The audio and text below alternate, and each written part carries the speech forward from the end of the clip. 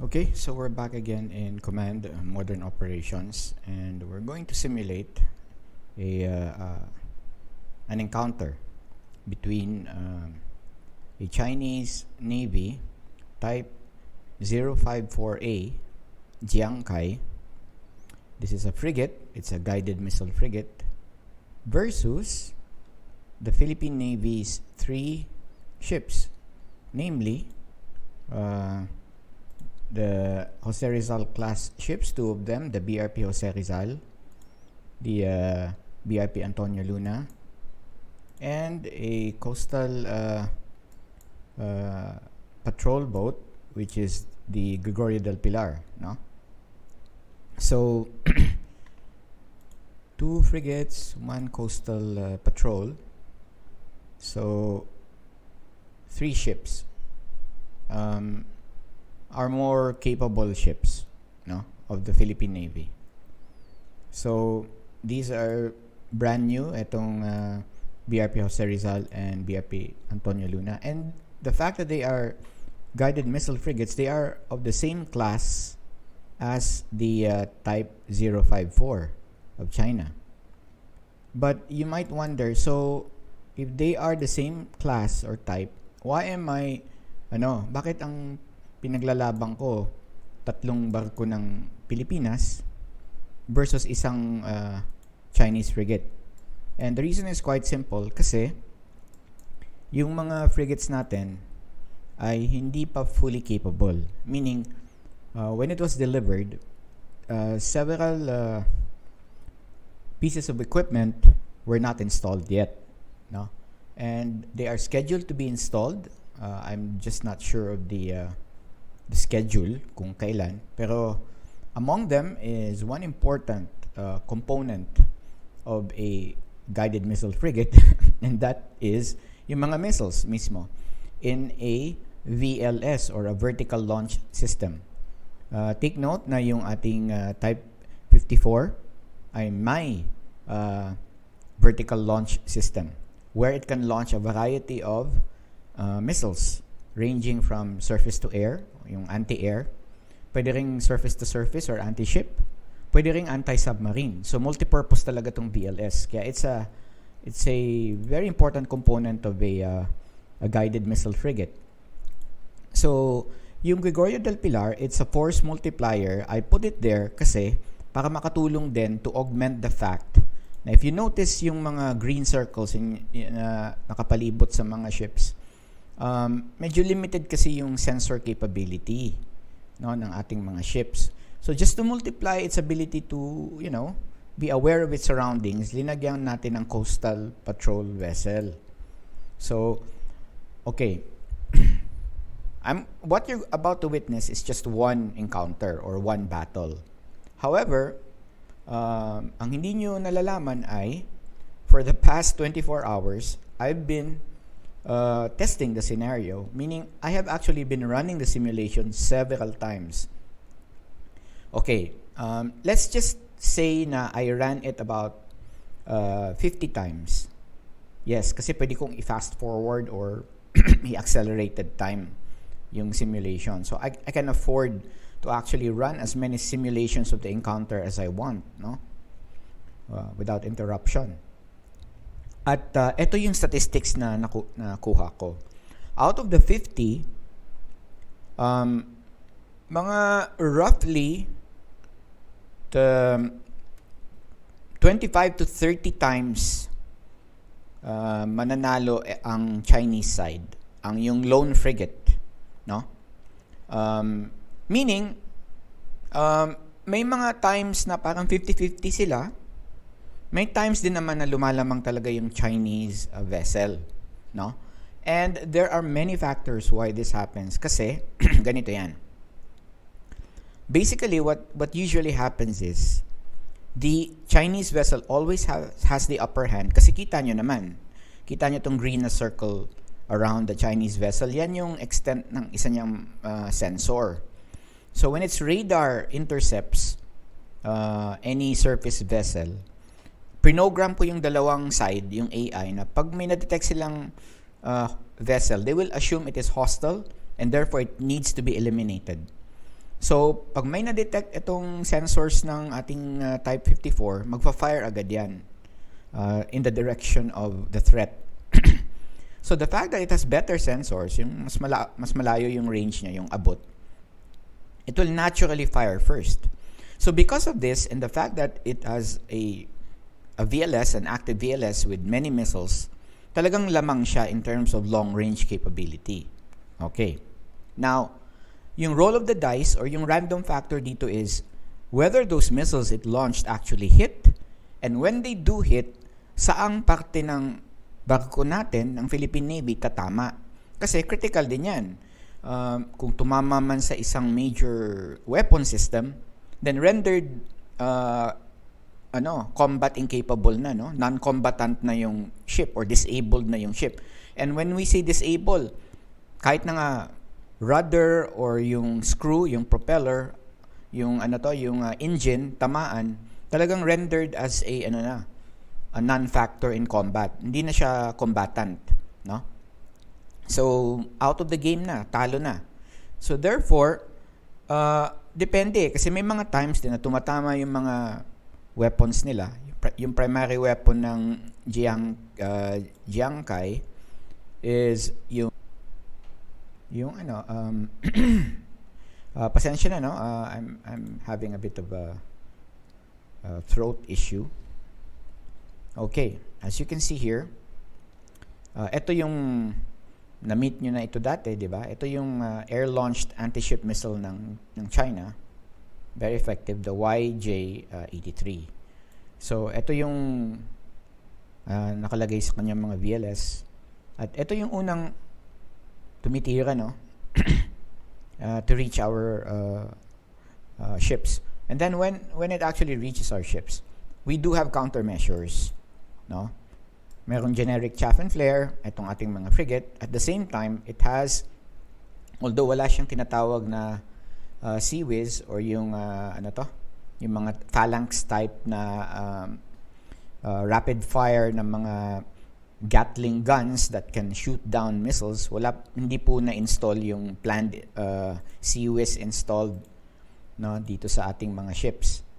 Kaya it will resort to firing I believe Mistral yung ginagamit niya, anti-air missiles to counter the incoming enemy missiles. And unfortunately, again, statistics wise, 50-50 lang yung ability nitong mga Mistral to stop the incoming missiles based on the many times I tried, no, about 30 times I tried doing it.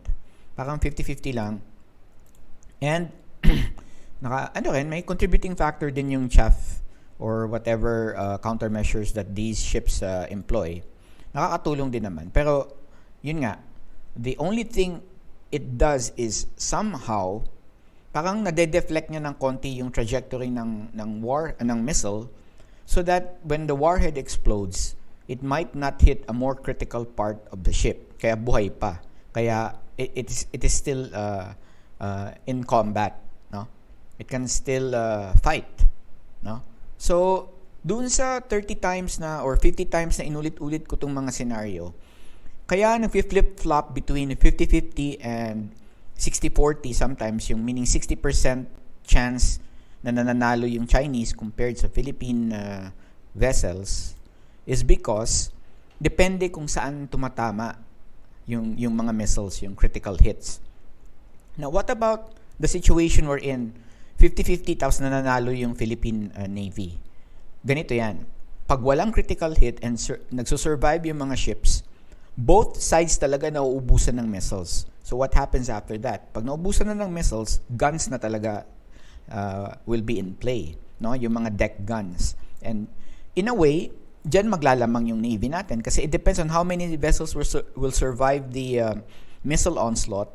Pagdating dito sa contested area where they usually meet, who has the most guns to bear, yun talaga yung nananalo. And more often than not, pag may dalawang Philippine Navy vessels na mag-survive from the missile carnage, pagdating nila sa area na to, pag bakbakan na, talagang talo yung Chinese kasi formidable din naman yung guns, yung Otomelara Rapido. na ginagamit ng ships natin, they are quite formidable. Talagang they are capable of sinking a frigate. Kaya yun yung mga moment, no? Meaning guns provide the Philippine Navy with an edge, no, when it comes to that point. Na kung kaya niyang ilagan or naiilagan niya yung mga missiles, talagang may chance. Kaya ini-explain ko lang sa inyo na nagfi-flip-flop talaga yung statistics, yung percentage of us winning. Minsan 50-50, minsan naman lumalamang din yung Chinese. Kasi depende nga din yan sa kung saan tumatama yung mga missiles nila. What about us? Did any of our SSM, yung 700K, the Korean surface-to-surface missiles, did they hit? Ito yung masaklap. In all the many trials I did, mga up to 50, not a single one of the SSM 700K was able to hit the Type 54. Doon ako na-disappoint talaga kasi I was just waiting for just even one moment na tatama. Pero eto kasi, yung countermeasures, yung defense systems nung Chinese frigate talagang magaling, no? Kahit nasa ang direction pagaling yung missiles or ilan pa yung salvo or dalawang direction pa manggagaling, meaning both ships, let's say the Jose Rizal and the Antonio Luna fired missiles at the same time, and both missiles, both their salvos are coming in from different directions. Kayang-kaya pa rin po i-nullify ng Type 54 yung mga incoming missiles. Magaling siya dun. Yun ang reason why it emerges unscathed pag may missile attack from the Philippine Navy, no? Mainly because we don't have enough missiles, that's one, or maybe we need better missiles. Okay? Yun lang yung nakukonclude ko based sa mga test ko. So now what we're going to do, papanoorin natin an example of one of those many tests, and the fact na naglalaro nga between 50-50 at saka 60-40, I can tell you right now na there's a chance na matatalo talaga in this encounter ang Philippine Navy. However, hindi natin pwedeng isara yung libro. Meaning, pag sunerte at yung mga missiles ng China ay hindi tumama sa any critical part of the ships and they survive traveling from that point to the contested area and meet the Type 54 head-on, nako, malaki yung chance na talagang matatalo siya. So, i-hope nyo na lang, no, na during the initial missile salvos na walang tamaan na critical components yung ating mga ships. Okay? And I'm going to adjust something here kasi may tinurn off ako in the options. Kasi when I was doing the test, ayokong ma-disturb ng mga messages, yung mga pop-up. Like when there's an air contact, like a missile, ayokong ma-disturbo nun. At saka pag may lumulubog na, ayokong ma-disturb. No? So, kaya tinurn off ko tong mga flags na to, itong mga pop-up. Pero ngayon, since we're going to do the simulation again for your benefit, para makita nyo kung anong nangyayari, we will allow some pop-ups to appear. So, yan, ready na siya. So, naka-God mode ako ngayon, kaya nakikita ko yung position ng dalawang ships. And, I was very careful in the positioning kasi tingnan nyo.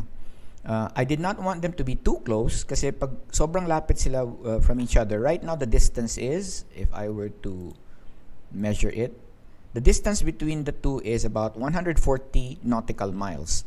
That's something like 200 kilometers apart. Kasi if they were any closer, etong Type 54, matindi talaga yung radar. It can really detect, no, our forces na. No, pag kahit na mga around half that distance, mga around 60 nautical miles, na-detect na niya yung Philippine Navy. Kaya naglo-launch agad ng missiles. Ayokong mangyari 'yon kasi I did some previous tests na ganun yung distance, talagang 70% of the time nananalo ang Chinese. So therefore, we're going to I already did that. I pushed them apart. Ito pa rin yung contested area. Sige, tatanggalin ko na ngayon. Ito yung area that the Chinese want to dominate. They don't want any other force to be there but only the PRC Navy, the plan. At when we shift sides and we go to the Philippine Navy, ganun din. That's the same area where the Philippine Navy aims to control, the PN patrol zone. So yan, and both sides are hostile to each other, and without further ado, let's start the simulation. So, start tayo from the Philippine side, ang papanoorin natin. So, nagsimula na po. Nakita nyo yung line na yan? Yan ang plinot ng task force leader, ng captain of the Gregorio del Pilar. Diyan ang objective, yung coordinates na yan, diyan pupunta yung Philippine Navy. So, direct lang. No? Direct plot of course plot. Okay, so alangan mag-antay tayo ng magdamag para makarating magko-cross ng around 60 to 70 nautical miles. Mabuboard lang kayo at I cannot afford to do that. I'm still here at work. Actually, it's sort of a break for me kaya I can do this. So ngayon, we will accelerate the time. Okay, 2 times, 3 times. Ayan. Okay. So, nag-take off yung helicopter from BRP Jose Rizal, I believe. Tingnan natin. Si GAT. GAT number 1. Kayo na lang mag-figure out bakit GAT yung call sign ng ating chopper. Anyway, by the way, hindi na ako I will not anymore discuss the details of the weaponry, armament of these ships. Kayo na bahala. Nandiyan naman yan sa Wikipedia. Kayo na bahala mag-investigate kung anong dalang weapons. Kasi current weapons ito ngayon. I'm not simulating a hypothetical scenario wherein equipped na with BLS itong ating mga frigate. No? Ito, real world situation ito. Although, ang balita ko, wala pa naman talagang SSMs yung ating mga frigate. Pero i-assume na lang natin na na-deliver na. Mali yata yung date ko April 13 pa, last week pa to. So kunwari 2022 na, no? April 13, 2022. I-pretend nyo na lang. At ito na si GAT-1. GAT-1 is an AW159 Wildcat helicopter configured for anti-submarine warfare, but it doesn't carry any weapons. Ang dala lang po niya ay mga sensors, no? To detect possible enemy. At yung yellow around it, yan yung kanyang range of detection. Ayan na. Yun, may na-detect na siya agad. So, in CMO, yung term na skunk is a radar contact, but it is unknown. Hindi enough yung data na na-collect to come to a conclusion whether this detected body is a hostile or what, no? At napapansin nyo, parang flat rectangle, parang squished rectangle yung itsura nitong sensing area, and that is because ganito. Within that area, guess lang yan ng ating Wildcat na nandyan yung frigate, yung Chinese frigate. Hindi pa nga niya alam na Chinese frigate. Pero silipin natin kung saan yung exact position ng Chinese frigate. Titingnan natin kung okay yung hula niya. Kasi magsa-switch sides tayo ngayon. Ayun. Medyo okay naman. Dito yung na-detect niya, pero yung actual position ng Type 54 ay nandito. And since nandito na tayo sa Chinese side, look at this. It's going in this direction and it will proceed to that coordinate. And it is going to pass by very close to Pag-asa Island. Ayan po yung Rancudo. And the reason why it's red, kasi it's hostile. It's a hostile base, no? The Chinese will consider it as an enemy base. Meanwhile, when we switch over to the Philippine Navy, so yan, Rancudo is a friendly base. Ayan, may runway, may mga tarmac, may ammo shelter, may control tower. So, ayan ang Rancudo, no? Okay. So, eto na ang ating Wildcat, still proceeding, at eto na yung ships natin. Let's see the what speed. 18 knots cruising speed. Let's switch over to the Chinese side. Anong speed naman si Type 54? 15 knots, so slower. I think very cautious yung ating Chinese frigate. Okay, lipat ulit tayo sa Philippine side, and let's accelerate the time again. Yan. And balik tayo sa Chinese. Kita niyo yung green circle na yan? Yan yung pinaka-powerful niyang radar. So, it's inching slowly to the area where the Philippine ships are. So, let's increase time faster. Wala. Okay, new contact designated bogey. Ang na-detect niya po ay yung Wildcat. Pero hindi pa niya alam kung ano yan. Yellow pa eh. Pag nag-red yan, it means na-identify na niya as hostile. Okay, bogey pa rin. Hindi pa rin niya identified. Normally, yung Type 54 dapat may helicopter pero hindi ko po linagyan. Para medyo hindi naman lamang ng sobra yung Chinese. Talagang solo lang siya. Just the frigate, no assisting aircraft. Hindi pa rin niya ma-detect. Oh. Sige, accelerate tayo. Ang alam niya, meron diyang flying object. Baka alam niya na helicopter pero hindi niya alam whether it is a friendly helicopter or a hostile enemy helicopter. Increase time again. Oop! Nawala yung detection pero yun, na-reacquire na naman niya. Nawala na naman. Oho! Okay. Na-decide na siya to launch kasi na-detect na niya agad na may mga skunk. Pero grabe, no? Very aggressive siya. Hindi pa nga niya na-identify. Well, eto naman yung point ng simulation eh. Ang assumption is there are enemy ships out there.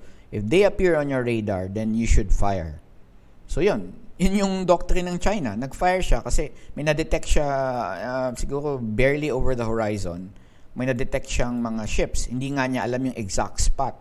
Kasi it's relying on the fact that its missiles, etong mga YJ-83, may ability yan to yung tinatawag na launch on bearing, and kahit na wala siyang mahanap na talagang specific GPS coordinates where to lock or to find a target, just flying along its bearing and then finding a target, pupuntahan niya yon at liliko siya. Pupuntahan niya yung target na yon. So ganyan ka-advanced itong mga Chinese missiles na to. And it fired a salvo of 4. Okay. It's possible nga na ito, hindi, talagang ships ang target nito. Hindi siya anti-air. So, swerte ni Bogey. Hindi siya ang target. So, let's increase the time. Ayan. Tingnan nga natin kung asan yung exact position ng Philippine ships. Actually, yung exact position ng Philippine ships, if you see that, na-detect noong yung mga missiles ng ating, ayun, here they come. Tingnan natin kung how the Philippine Navy will deal with these missiles. Kasi may countermeasures yan. So, sari-sari. Sige, let's slow down time more para ma-analyze natin how our ships, the BRP Jose Rizal is here in front. It fired a Mistral. Tingnan nyo yung effectivity ng Mistral. Ayun, 50%. See that? Yung isa hindi tumama, pero yung isa tumama. And yan na, guns na yung tinitira niya. Tumama po. And, naku po, 88% damage agad. Isang missile lang. And, lumiko, smart missile kasi ito eh. So, it sensed na meron ng ailing vessel, gusto niyang tapusin. Pero, fighting back pa rin ng Jose Rizal. Pero it cannot shoot down. And, sa sinamang palad, the BRP Jose Rizal is now sinking. Okay? And look at that. Did you see that? Okay, tumira ng Mistral yung BRP Antonio Luna. Hindi umabot, kaya tinamaan na yung Gregorio del Pilar. And it's now 76. And the only ship that's still 100% not damaged is the BRP Antonio Luna. So, yun. That's what I was talking about earlier. Ito yung one of the bleak situations. Isang ship na lang po ang active. And remember, at this point in time, may naiiwan pang YJ missiles yung China. So, hindi nga nagkaroon ng pagkakataon yung dalawang frigates natin to fire a missile because they cannot detect it yet. They cannot. I don't know why the the Wildcat wasn't able to pass on coordinate information siguro dahil sobrang layo. Sobrang layo niya from the ship. Kaya hindi pa niya ma-pass on yung possible location for the frigates to fire their missiles, their SSM 700Ks, and see if whether we can actually hit them with our missiles. Pero you know, like what I said earlier, medyo parang pointless exercise kasi in all my trials, walang tumatama na SSM 700K sa Type 54. Anyway, let's proceed. Let's accelerate the time and see what the BRP...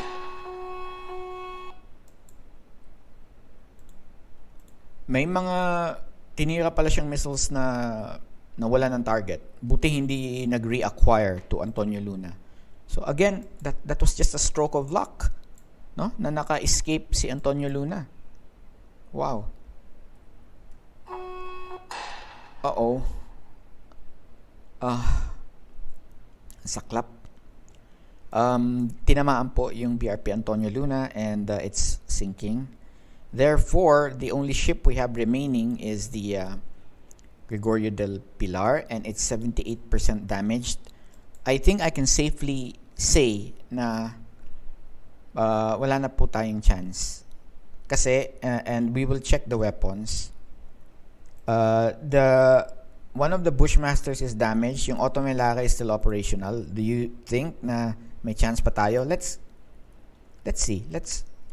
Let's wait until the Chinese frigate comes close. Kasi siya na lang lalapit siguro eh. It knows that there's an... Oh no. Hindi nila na-stop yung flooding. And that's it. We have lost the battle. I'm sorry to say. Okay. Just to prove to you na, na baka akala nyo, ganito lahat nangyari, no? Na talagang natalo tayo palagi. I told you, I tried it many times, and talagang may point na nagiging 50-50 yung laban. So, I'm going to run the entire simulation again, pero this time, aalisin ko yung mga warning, mga pop-up, para tuloy-tuloy lang, para makita ninyo na may fighting chance naman talaga yung forces natin, sometimes, no? Pero as you can see, talagang, this is, just like what Sir Rome had been saying, it's a sensor battle, no? Kasi the Chinese sensors are really, really good, no? Kaya they can detect us first, and they fire, no? I mean, in an actual combat situation wherein both sides are hostile to each other, and they fire, yan. Okay, so file load. I will load the scenario again. Load natin. Ano bang number? 5A ba yung pinili ko? Nalito na ako ngayon. But what particular scenario was this? Yeah, it's 5A. Okay, so sa 5A tayo, enter scenario. Okay, so again, I'm going to check the options. Message log, blanco. And now we're going to just lock on to the Chinese side and play the simulation, and tingnan natin how it performs. Detect niya yung helicopter. It launched its missiles. And look at that, yung cone of detection, no? Nagde-detect na yung mga YJ-83. Let's switch sides. Ayaw mo. Okay, lumubog na ang isang Philippine ship. So, ang buhay pa, Gregorio del Pilar and the Antonio Luna. 2 missiles are still heading to Gregorio del Pilar. So, parang katulad lang ito nung kanina. It has also sunk to Gregorio del Pilar. So, parang katulad ng kanina. So, I don't know kung may variation ba na mangyayari ngayon.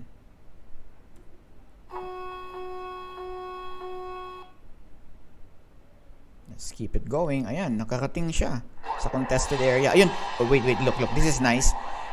Yan, makikita nyo. Oh, yun. Nakita nyo yan.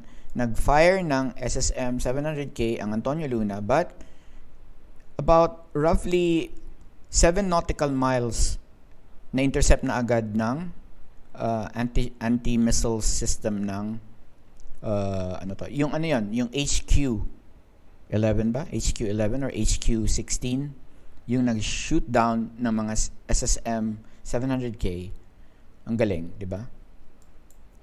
Anyway, yeah. Let's proceed with the simulation. Naubusan na ata ng missiles yung China. So, this will be a gun combat. Eto, see? Nag-survive si Antonio Luna. So, now we will see eto din. During the times when I was testing na umabot sa punto ng gun versus gun combat, interesting din yung mga yung mga pangyayari. As long as walang critical systems na ma-damage on either ship, talagang yun ang lalamang. Meaning, pag tinamaan, for instance, yung Otomelara, it's over. Doon din sa Chinese ship, pag yung main gun niya tinamaan agad, it's over. It's the main gun that's the star of the show. And of course, nakakatulong din yung mga nag-launch ng helicopter, bakit kaya? Baka na-shutdown na kasi. Na-shutdown ba? Nawala kasing isang chopper yung GAT. So ngayon si Punye. Nahulaan niyo bakit Punye yan? Punye. Yan yung chopper ng Antonio Luna, si Punye 1. Okay. So eto na ngayon, palapit na po because they're going to do deck guns battle. Masaya to. Sige, speed up the time. They're waiting until they're within each other's gun range. Kasi naubusan na ng missile yung yung Type 54. Ayan na.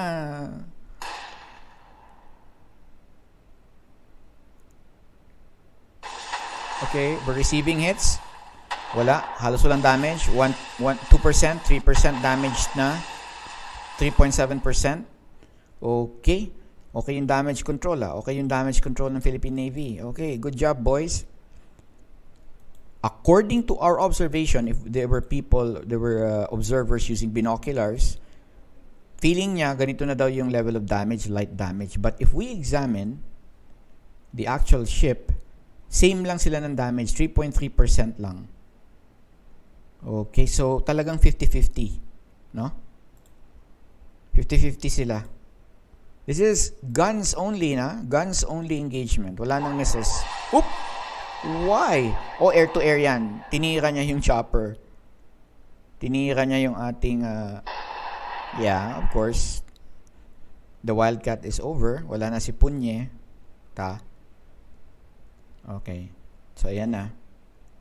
Palapit na po. And switch over to the Philippine side. Ooh. That's the Otomelara. Boom! Wow! Don't tell me, walang major damage yon. Light damage pa rin. Ano kaya mga na-damage na components ng Chinese, Tingnan natin. Uy!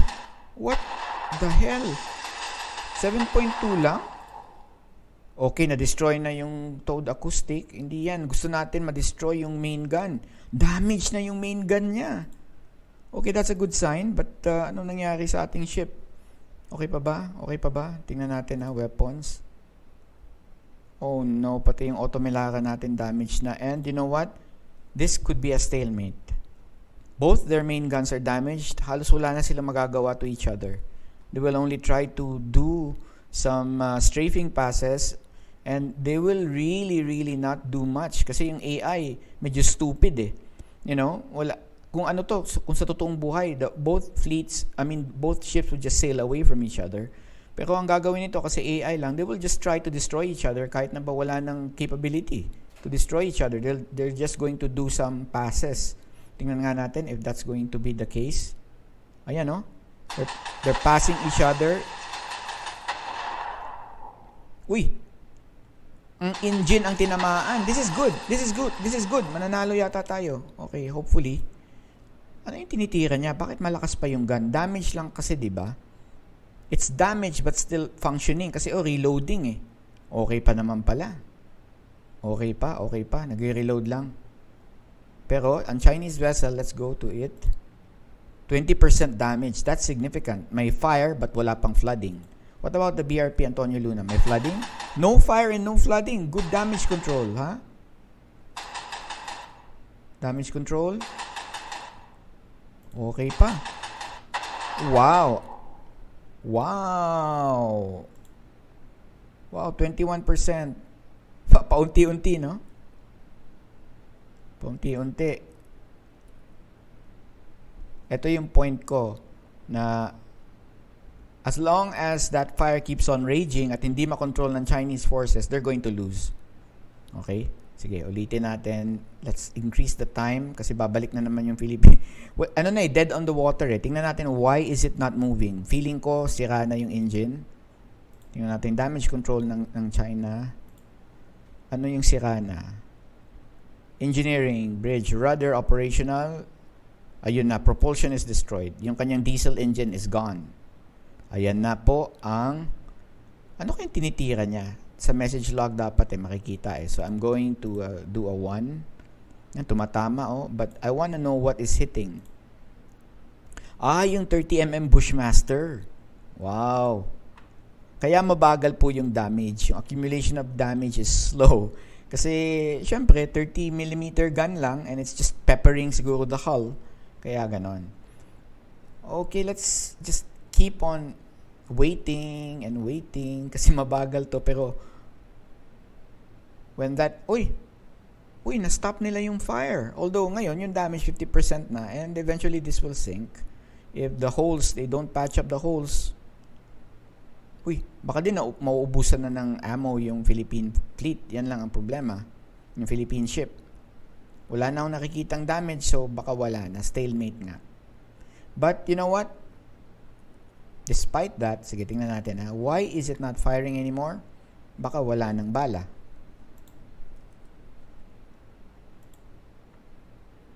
Oh wait, okay, so tingnan nyo. In terms of damage, we are virtually undamaged, no? Just a few dings on the side of the ship. Pero lamang pa rin tayo dun sa junkyard. So this is what I meant. See? You can never really tell the outcome, no?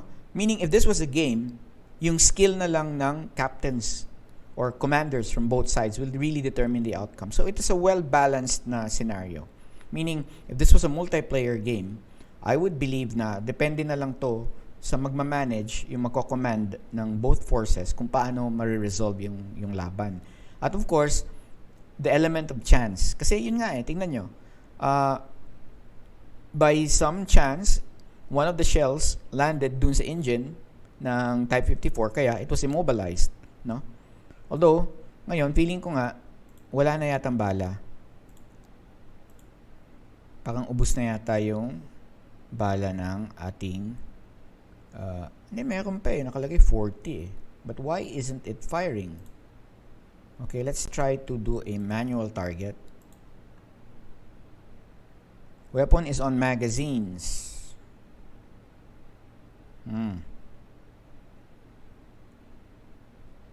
Wait. Yung Rapido, mount is not operational. Talagang nasira na siya. Beyond repair na siguro. When it was firing, maybe it got damaged more. Sinisimulate yan ng CMO and yun nga. You make the conclusion, this is either a stalemate or a tactical victory by the Philippine Navy kasi wala na sila Their ship is damaged, no? Eventually siguro nga, if I can dare to say that this will eventually sink. No? If we accelerate time further, tingnan nga natin. Pero hindi It's not sinking. So, talagang stalemate na siya. Anyway, I think that's enough. I think na-prove ko yung point ko. Although, yun nga, kasi baka hindi kayo maniwala dun sa mga statistics na shinare ko kanina na sometimes lamang yung Chinese. Pero may mga times din between 50-50 and 60-40. No? 55% chance na yung Chinese frigate ang nananalo against 3 Philippine ships. But there are some rare instances wherein tayo ang nananalo. So I hope you enjoyed this session. And you know what? Alam ko marami kayong tanong at marami kayong gustong itry. Pero I encourage you, if you really want to do it yourself, try to purchase the product, no? Hindi ako I do not represent the company, yung Slytherin or yung ano ba tong pangalan ng company nito? Warfare Simulations. I do know some of them kasi I was involved in introducing the concept of Simano and CMO as training tool for the Philippine Navy before. So I am in touch with the people who made the simulation, and kasi lang for one reason. I wanted them to improve the statistics of our Navy, yung mga vessels natin in the game. No, kasi yung iba hindi pa accurate eh. For instance, if I may show you, puntahan natin yung database and puntahan natin yung Philippine Navy. For instance, country is the Philippines. Ito yung mga ano natin eh, aircraft, then we have the ships. Wala pa nga, like what I said, yung bago nating frigates wala pa dito. Nandito ang older ships natin, yung Raja Humabon, parang na-retire na nga ito eh. Ito, Tomas Batilo, Jose Andrada, the smaller vessels. Nandito yung mga bagong ano natin. Yung Tarlac, nandito. Auxiliary ships natin. And ito yung Mariano Alvarez, although it doesn't have a picture. Yung Cyclone natin. And then, ito yung older Rizal, yung Oak class, World War II. Magat salamat. Really old ships, no? Kaya nga, medyo nakaka-disappoint. Kaya nga, I was actually asking some of their developers kung pwede sana default ships na lang yung ilagay. Pero syempre, we are not considered a major combatant in the world seas. Kaya, hindi nabigyan ng pansin yung aking mga request, no? Maybe with the help of some of you, baka may mga very influential people dyan. Diba? Na nanonood ng video ko. Baka gusto nyong tumulong kasi I know the developers eh. And if you want the Philippine Navy to be well represented in this game or this software, then maybe we can file a petition na para i-improve nila. If only for the sake of being accurate, and also maybe if our objective is training and information, public awareness, then maganda kasi accurate yung information about our Navy. And not only our Navy, pati Air Force, no? Although medyo okay naman yung Air Force representation niya dito kasi nandito na yung ating Golden Eagles, for instance. Sana nga ba yun? Wala na. Nandito yung mga, ayan, FA-50 Golden Eagles, nandito na. May picture pa. Okay na. And we also have the, yung Augusta. Okay, bakit walang picture? Yung older natin aircraft nandito, yung mga F5, of course the Broncos are here. Ito yung trainer aircraft natin, yung S211, yung SF 260, ito. Wala pa nga dito yung Tucanos, yung Super Tucano. Wala pa. So yan yung mga things na gusto nating mailagay para kumpleto naman, well represented. Pati nga land forces eh. Dito kasi facility yung term eh. Mechanized infantry, ito yung mga Philippine Army units. Ayan sino kaya itong mga to? Sikat sila, nasa isang game sila. Philippine Infantry, Philippine Marines. Ito yung isang radar natin. The AR-320. Mechanized infantry and so on, armored. So, hindi well represented kasi ang Philippines in CMO. Pero, if you know how to edit, yung katulad ng ginagawa ko na nag-modify ako ng sensor loadout, pati weapon loadout, pwede naman. If you get other ships, kasi like, our frigates were based on the Korean frigates, no? Yung South Korean Incheon. So, kaya, pwede natin i-approximate. Medyo mahaba na yung video ko. So, that's it. And I hope you were entertained. At the same time, you were enlightened. May mga realization ba kayo regarding or pertaining to our demonstration. So, yun. I hope this was entertaining to you. At the same time, enlightening and gave information. That's all, and good evening.